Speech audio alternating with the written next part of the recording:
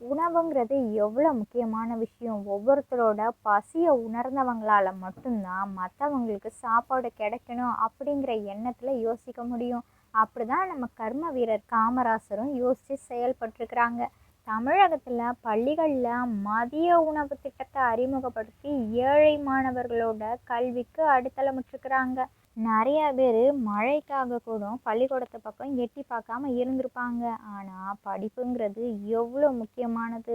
ஒவ்வொருத்தரும் கல்வி கற்க வேண்டும் அப்படிங்கிற நோக்கம் அவங்களுக்கு ஆழமாக இருந்திருக்குது.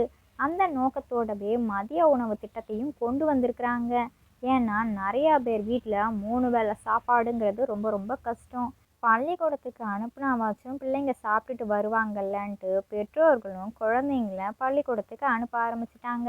இந்த மதிய உணவு திட்டம் கல்விக்கு எவ்வளோ சிறந்த மாற்றத்தை கொண்டு வந்திருக்குது பார்த்தீங்கல்ல. அதனால தான் கல்வி கண் திறந்தவர் காமராசர்னு அவரை பெருமையாக சொல்கிறோம். உங்களுக்கு காமராசரை பிடிக்கும்னா இந்த வீடியோவுக்கு லைக் பண்ணிவிட்டு ஒரே ஒரு சப்ஸ்கிரைப் பண்ணிக்கோங்க.